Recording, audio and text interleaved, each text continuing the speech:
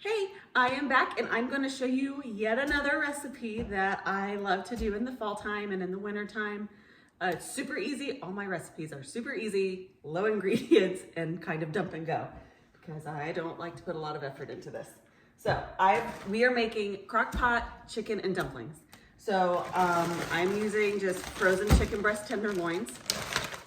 And you're going to, I use Crockpot liners. If you don't use a Crockpot liner, you will want to spray your Crockpot. And actually I said tenderloins, these are regular chicken breasts. So we're going to use, just in case my parents eat with us, I'm going to put in 3 chicken breasts. And yep, I put them in frozen. So that was 2 together. I might as well, I've only got 1 more. Let's go ahead and do 4. Mine's gonna have a lot of chicken in it. If you're just doing for your own family, 2 to 3 chicken breasts are good. Once it's all cooked, you're gonna shred the chicken, but we'll get to that after a bit. In with this, you're gonna do 2 cans of cream of chicken soup. And then you're also going to do 1 cup of chicken broth. Again, we use reduced sodium just because I try to reduce as much sodium as possible. I have a tendency to add it later when we salt our food. So here's this. The last ingredient you're going to need is going to be a can of refrigerated biscuits, but we won't use those just yet. So mine are still in the refrigerator. And then I'm just gonna pour in my chicken broth. I've got actual chicken broth today. And then I'm just gonna give that a little bit of a stir. Oh, I can pull my tongs out here.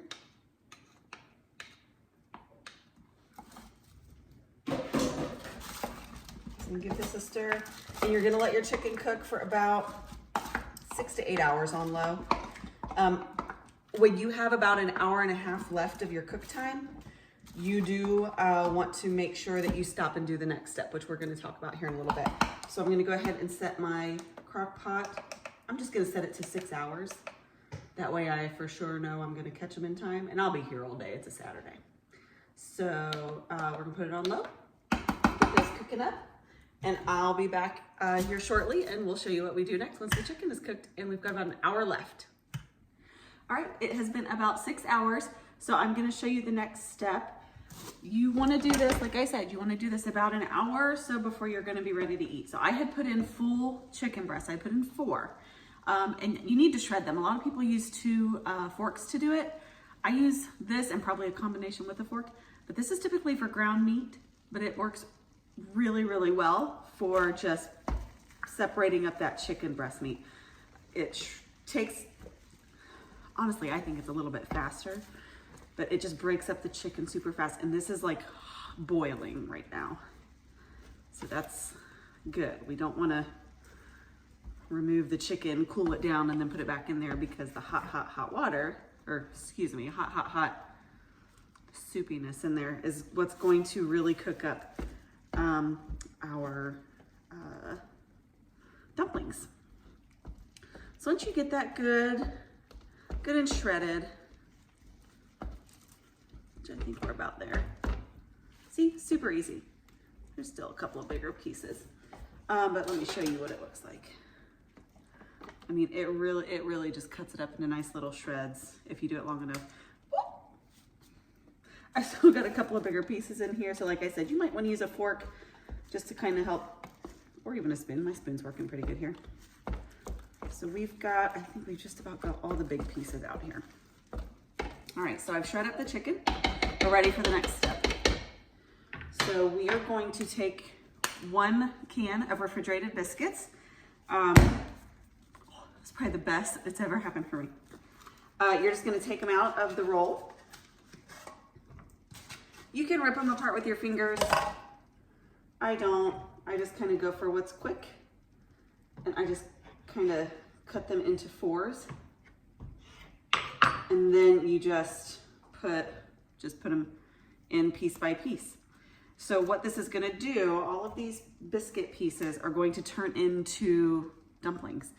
Are they the same as like slick, rolled out, slick dumplings? I don't know, is anything ever, when you do a shortcut, is anything ever the same as scratch? No, but they're still really good. They're gonna give you a nice smooth, soft consistency. They're not gonna be doughy unless you don't cook them long enough or high enough. So I'm actually gonna be putting these in, I'm gonna be leaving these in for about another hour to an hour and a half, but I'm gonna put the heat on high. That's going to help them cook down a little bit. I had done 4, so I'm gonna do 6 on this next half of them, just to get them a little bit smaller. And you just separate them all up, put them in there. We're gonna be adding some salt and pepper to taste and then stirring them in. And then in about an hour, hour to an hour and a half is when we have dinner planned. So it should be, oh, that was it. So look, I'm just gonna stir them up in here.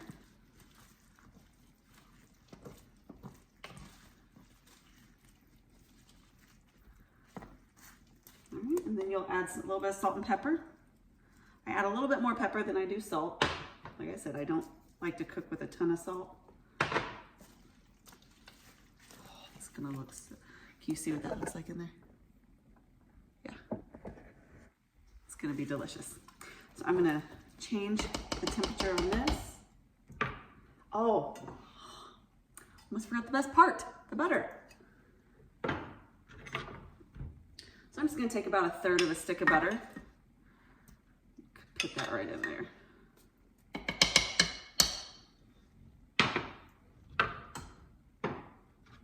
Mix that up.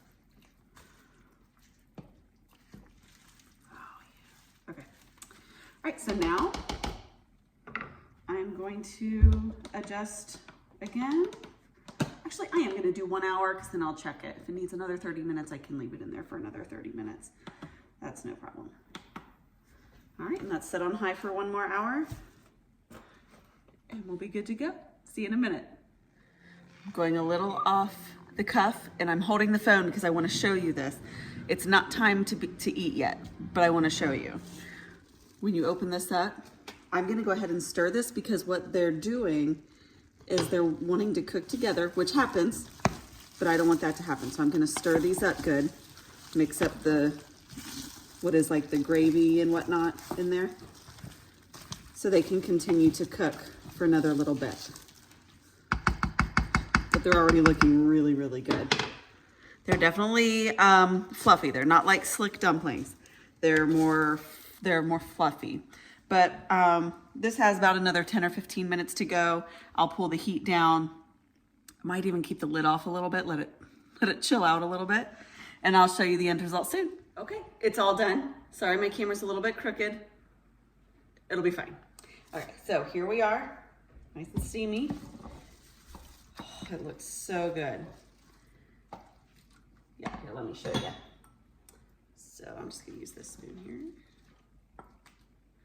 And I'll get a regular spoon out so you can see. Oh, they do kind of flatten out a little bit. I forgot, it's been a while. All right. So let me so here we are. So like here's one. Here's a dumpling from biscuit dough. It's delicious. It's too hot for me to try. I'm not really a cook, so I'm not gonna like eat this in front of you. But yeah, that's it. Gosh, from there it looks kind of like a bowl of mush, but you can add butter, salt and pepper, you know, the normal stuff that you do to chicken and dumplings. So enjoy. This recipe, like I said, I doubled the chicken and added a little bit extra. I didn't tell you, but I was telling you the recipe as I went on. A little bit extra liquid in there. So there's enough for our family to eat. And it'll take a couple minutes to cool down. I'm actually going to turn it off because it's still bubbling around the edges. And it's too hot to eat right now. So enjoy. This is another good little staple with stuff you've probably already got in your house. If you do it and you feel like you could improve on it, feel free to add comments and make sure that you like and subscribe to the page. And I hope to show you some more new stuff here soon. Thanks.